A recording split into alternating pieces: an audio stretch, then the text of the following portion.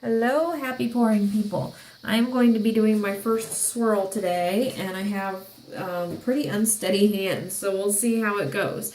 I do want to let you know about a discount opportunity to get Deby at Acrylic Pouring's new class that she has on acrylic pouring at a discount. It's normally $32, but if you click on the description box, the little arrow, you will see a link, and if you use that link, you can get it for $20. It is well worth it. I got a chance to preview it, and I was very, very impressed. It's well organized. There's some video, there's some reading, there's some links, so you won't be sitting and getting bored just watching videos or just reading. And you can click different sections, so you don't have to do it all at one time either. So definitely check that out if you're new. If she would have asked me what she should have named it, which she did not, shame on you, Deby at Acrylic Pouring, I would have told her she should name it Demystifying Acrylic Pouring, because that is really what she does. She demystifies all the terms, all the questions you might have about pouring mediums and PVA glue and silicone and what to use and what each thing is for. So I was actually very impressed with it. So, ooh, what did I just knock over? Okay, nothing that had paint in it. So anyway, click on that link and check that out. Let's see. Okay, let me think. I've never done one of these before, so this is, I have to think, okay, the first one is going to go be the outside color, so I want this to come out first, and I think I want the red on the inside, so that would be the first one. Actually, I think I'm going to do the darker. Let's do it opposite. Okay, let's do red. All of my paints are mixed with water and Floetrol. There's no silicone, and they're mixed to a melted ice cream consistency. So let's just pour it here. I have no idea how much paint I'm going to use. I probably don't want that much red. I am going to use a different cup because I don't think I don't know. Like I said, I've never done this before. So let's just see. Let's start with red. Just a little bit. Now let's do the blue.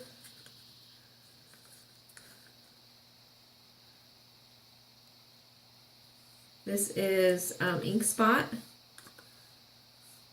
It's just a folk art. The red was a Deco Arts Metallic. Now I'm going to do my Deco Art in metallic teal.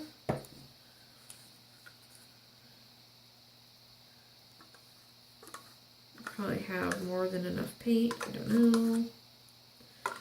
And then I'll do this lighter. This is, actually this is Joanne Fabrics brand. Pull it up here in just a second. This is Craft Essentials in Surf Blue.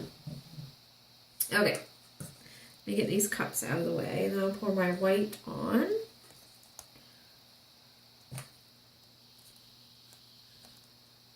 Okay, some of the people out there make this look so easy, and since this is my first time, I'm sure I will not make it look so easy.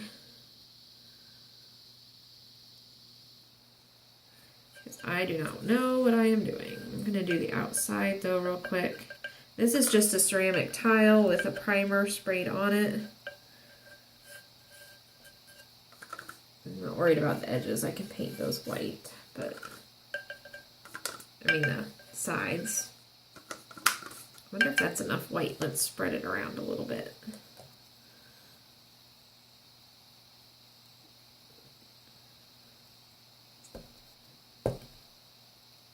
And we'll just see. That might not be enough. It might be, I don't know. Since this is the first time I'm trying something new, I thought this might be a good time to, I did that backwards, didn't I? No, I didn't. That's right. Okay. Do my little advice for newbies. Well, I wish somebody would have told me when I first started. And wish I would have listened. And I try and do it every time now, and that is taking notes. I have some paintings I did when I first started, before I really knew what I was doing, and some of the first ones I did that I loved. I don't remember how I did them. I don't remember what mix I used. I don't remember what colors I used, and I really am kicking myself that I did not take notes. So if you're just starting, take notes on your pours, because you never know when that time is going to hit where you're going to get the mix that gives you the results you want. And you might think, oh, I'll remember, or if I get that, I'll write it down. But really, every time, taking notes is such a good idea. Because, like I said, you might go back, you might not think anything about it at the time, but then you might think, oh, I wish I could go back and remember what I did there. Like I said, I have a couple that I just really, really wish I knew what I did, what colors I used, what mix I used, and I don't have that. If you don't want to take notes, I'm terrible at taking notes. You can actually video yourself and put it on YouTube. You don't have to put it on. You can do a YouTube video and set it for private so nobody else can see it. So that is great. That's one thing I love about videoing. I can go back and watch it. If I want to recreate something, I can watch exactly what I did. And that can be really, really helpful. And it can also get you to, in the habit. Sorry. So when you do have everything just the way you like it, you might have somebody come to you and say, I really liked that pour. Can you do something similar? And you're like, ugh, that was like 15 paintings ago. I don't remember what I used. That way you have a journal. And I really wish somebody would have told me, hey, just take notes. So that is my advice that I wish somebody would have told me when I was first starting. And actually the videoing is probably one of the best things I've done for my pours, because now I can go back and watch. If they don't turn out, I can go back and watch where I went wrong, or what maybe I should have done, or should I have stopped earlier, should I have kept going. And I've really, really found it helpful. So take notes on your mix, on what colors you're using, on what techniques you used, what order you used the techniques, because heaven knows I use so many techniques and sometimes in different orders. And like I said, I get something and I'm like, oh, I want to recreate that, and it goes out of your mind faster than you expect it to. So there you go, my quick advice to people just starting out. And that was faster than I thought it was going to be. I'm actually done, and I'm not going to mess with it because I like it. It looks like a little rose. Give you a close-up here.